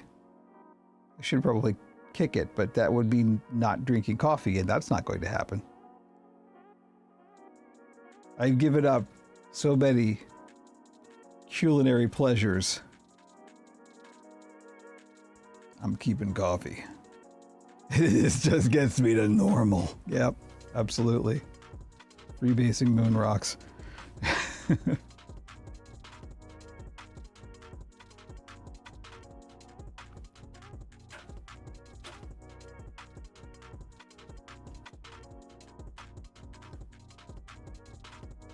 I do have the door slightly ajar here, so if Jimmy, the cat, wanted to come in, he could, but Jimmy has recently discovered we have this cat tree, this quite large, somewhat elaborate cat jungle gym in our living room, and it's got two sort of crow's nests, two sort of towers on either side, and he would just never pay attention to them, and all of a sudden he discovered them, and now that's where Jimmy sleeps, and he loves it so much he like spends all day in his crow's nest. I've read and learned that they sometimes give caffeine to kids with severe ADHD because it has the reverse effect and helps them focus better. That is super interesting. I mean, I can see that. With me, unfortunately, what tends to happen is I go past the point of it being like feeling nice, and I have to drink so much of it to feel anything that I just end up feeling kind of sick. Right? So I do have to be careful how much coffee I drink, even though I drink way more than I should. I'm not drinking it to wake up. This is the point. I wish I could.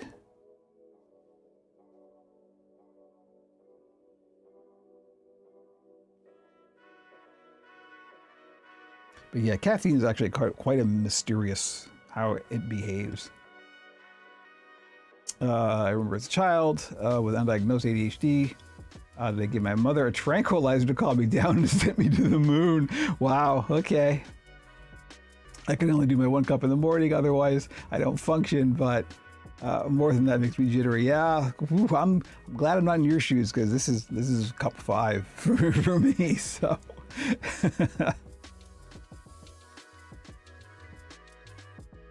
Yeah.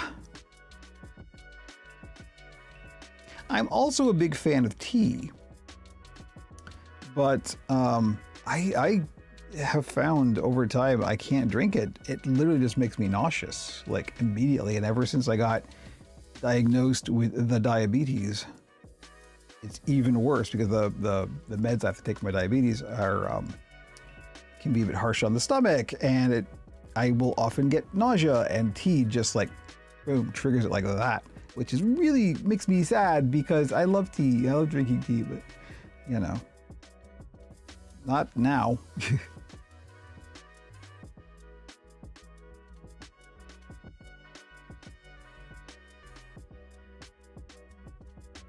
Yeah, I try to like not drink coffee late in the day, like after 3 p.m. or so. I intentionally stop drinking coffee just to make sure that it isn't going to affect my sleep. Not that I sleep well anyway, but it's probably largely a placebo by that point. I have had situations where I've like had a cup of coffee and immediately like gone and had a nap, and it hasn't had any noticeable effect at all.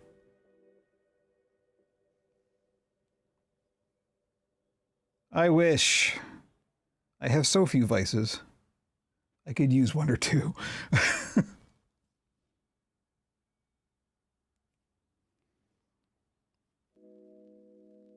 Not that I haven't tried, let me tell you.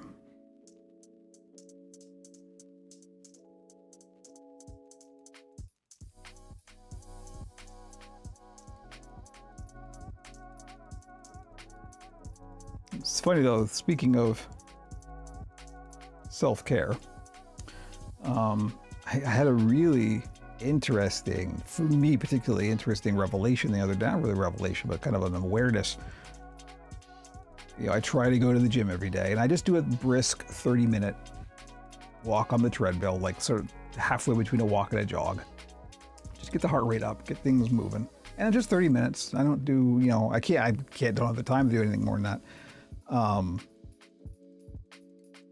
But I realized the other day, it has now become, I mean, I was one of those kids that growing up, like, you know, gym, like phys ed was torture. It was like, I loathe exercising. But since the diabetes diagnosis, I don't really have an option. I have to keep my weight under control. And that's among the better ways to do it. So I just kind of had to force myself. And I realized I walked into the gym the other day, and on our gym, so we have thankfully I have a gym in the building that I live in. And it's nicer than I had expected. So I go down there usually early in the morning because I'm out of gas by the time the afternoon rolls around. And there's like maybe one other person in there. So I usually have the gym more or less to myself. And I realized the day, this is pleasant. I actually looked forward to it. I got on the treadmill and I'm like, I put out a video that I feel like watching. And it was almost like me time, you know? There was a comforting quality to it, and that's awesome. That's like that. I never expected to get to that place like that. And it took a while to get there, but now that I am there, it's like, oh, this is actually pleasant and nice to do. And there's a therapeutic quality to going to the gym. So that's awesome and really surprising. So let me tell you, if you're struggling with that kind of thing, let me be an example, because it is achievable. I don't have good self-discipline, and you can do it. It absolutely is a thing that is possible. I've been fitness boxing on my Switch every morning since around 3 weeks. It helped me really good for my back pain. Aha. I have it since a few months. First it was annoying, but now I think I like it. Yeah, there's a curve to these things, right? Good for you, FYI. That's awesome. The one thing I always wish that well, there are solutions to this, but none of them are good, and they're all subscription based, of course, is like VR cycling apps. Yeah, was it Jamie with the Beat Saber? Indiescape, nice to see you. We're heading out in 10 minutes, but stick around. This is the thing. We're talking fitness for some reason. What is happening? Yeah, I always wanted like a really good VR, like stationary bike app. There are some, and they're all bad and, of course, exploity and subscription based and everything. It would be great to have like a Tron Light Cycle game or something that you actually pedal a bike on. I'd be into that.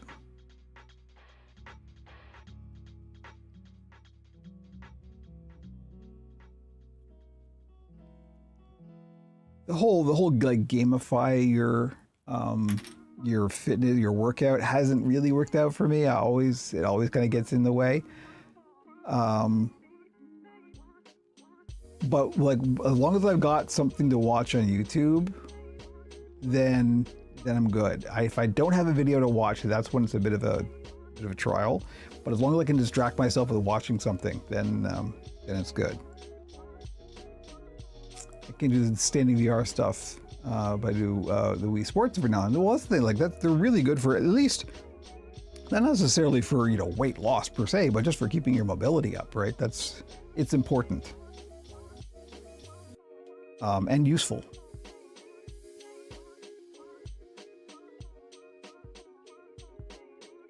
But yeah, I'll bet you Beat Sabers get your heart rate up.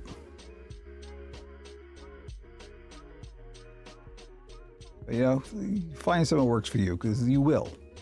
If I can, as somebody who literally was traumatized by exercising as a kid, if I can get there, you can too. I'm nothing special. I'm just an aging goth who makes puppets for a living. Nothing special.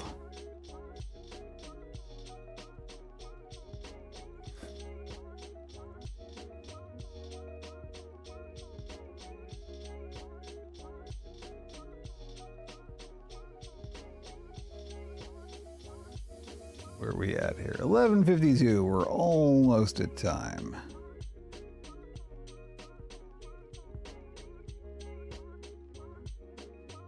Wonder what I should listen to as I finish the last of my hand. So I got a few podcasts to catch up on. I'm down if you know such thing as a fish. It's a very good comfort podcast, which we definitely need some of today.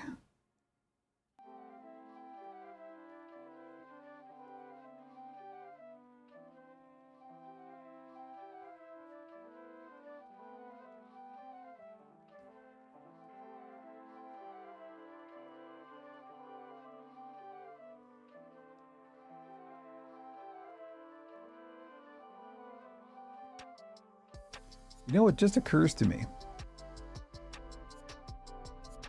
So those of you who have been with us for a while have been following my old man whose body is slowly falling apart saga.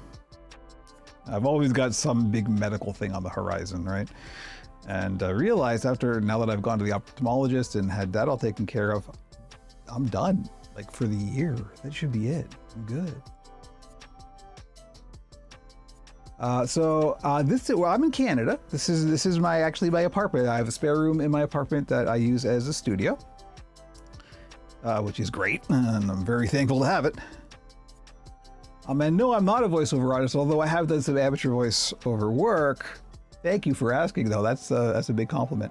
I do amateur puppet performances as well, so doing character voices is kind of a thing I've worked on. Thank you for asking. It's encouraging. Until the tooth issue. Yeah, well, I go back for a follow-up in December to assess if my last oral surgery worked. And then if not, then we have probably some hard choices to make, but that's still not until December. So for the rest of the year, I'm good. I'm clear. Yeah, Jamie's done some voiceover work, but it's all been for me. It's true. Look, you talent where you can find it, right? That's and doing voiceover work is not easy. It's one of the things that,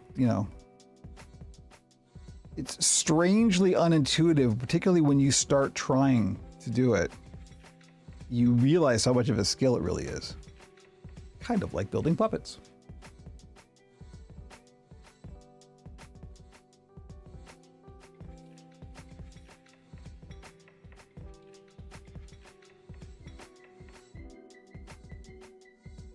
But my entire life, as a kid, like just doing voices was always like a thing that I did. I just really liked it. Again, it's all part of the artistic sort of bend of like, just finding ways to express different parts of yourself, you know?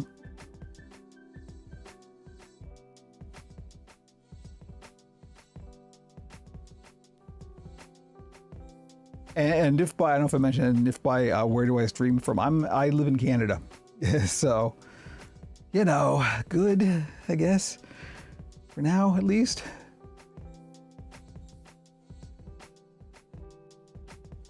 Thankful for it today, for sure. Although, like I said at the top of the show, I've been out for much longer. The way things are drifting in Canadian politics is very much like the way they drifted for our neighbors to the south. So we will see.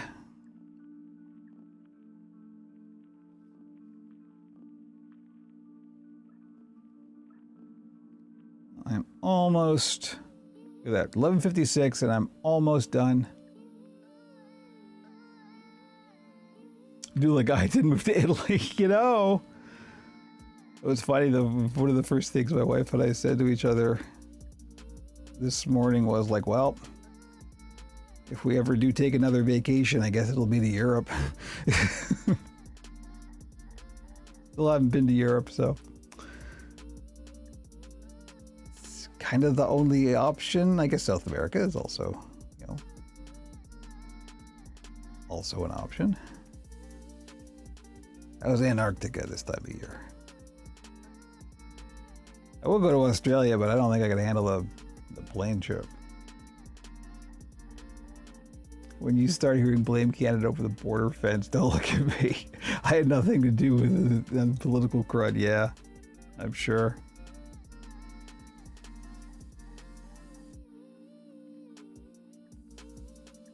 All right, well, I'm coming to the end of this thread. It is also 11:57, and we usually break at 2 hours. Break, cut, stop, and end this stream in 2 hours, so we'll both move to Brisbane then. Jamie, let's just go. What are we doing?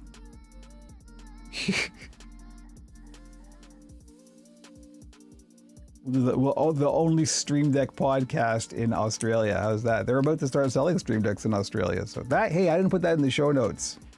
We should probably put that in the show notes for the next podcast.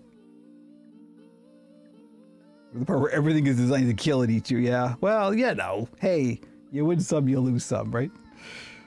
Anyway, I am coming to the end of this thread, so let me just say thank you very much for joining me. Welcome to the new folks. I'm glad I can be here to be a bit of a distraction from the genuinely horrible things that are happening in the world. Stay strong.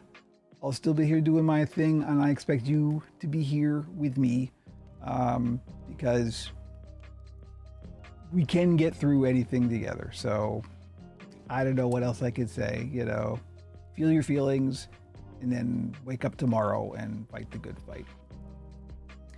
Okay, I'm gonna go. I gotta have some lunch now. So enjoy, if you can, the rest of your week, and we will see you next week. We're recording the podcast on Saturday, so Sunday morning, the new Pixels and Puppets will be out. Search for Pixels and Puppets wherever you get your podcasts.